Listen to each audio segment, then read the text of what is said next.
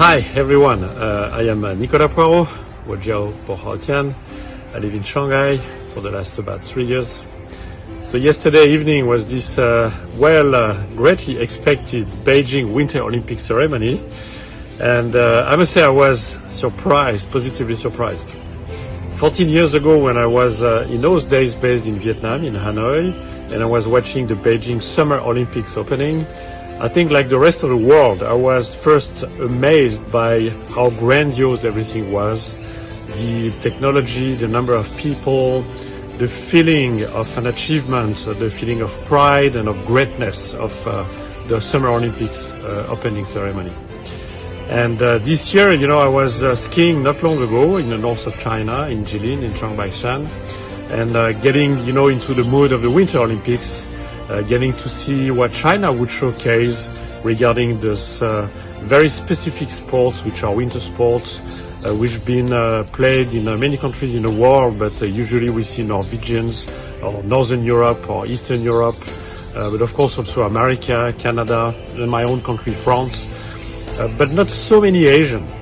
And except for Japan, for Korea not long ago, I think to be able to have this Winter Olympic here in China was something also of a big expectation. And everybody knows that many Chinese now are getting very fond of skiing and about Winter Olympics and snow.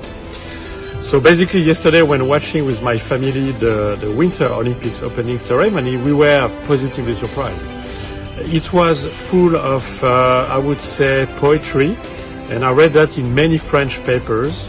Poetry came out, the soul, the music, the sceneries, showing China as it is, showing a lot of youth, a lot of young people, a lot of smiles. We felt also the great connection between the winter, of course the snowflakes, which is very visible, very light, very bluish, very beautiful, and spring, because of course yesterday was also the spring, and we are celebrating Spring Festival here in China. And I think to connect winter and spring, to use numbers as usual in China, this is the 24th Olympics, Winter Olympics, and yesterday was the 4th of February, and it's a very special day here in China, and we had that feeling of spring. And even here in Shanghai, yesterday was blue sky, it was full of birds singing like today.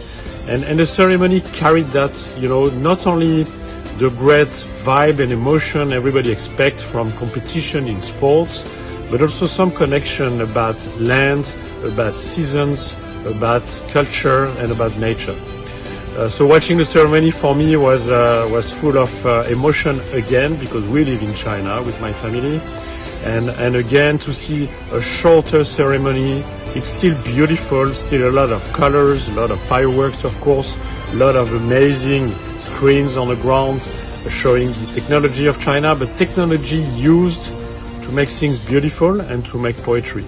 So that was really amazing. I love the speech from Thomas Bach, the head of the Olympic Committee. I think it was a great speech because he expressed exactly what I would expect, which is competition without fights, without these tensions that we see every day in the newspapers. So these next 2 weeks, we all expect to see young athletes from everywhere in the world competing to get the medals, and it's going to be fun. I'm going to watch both French channels.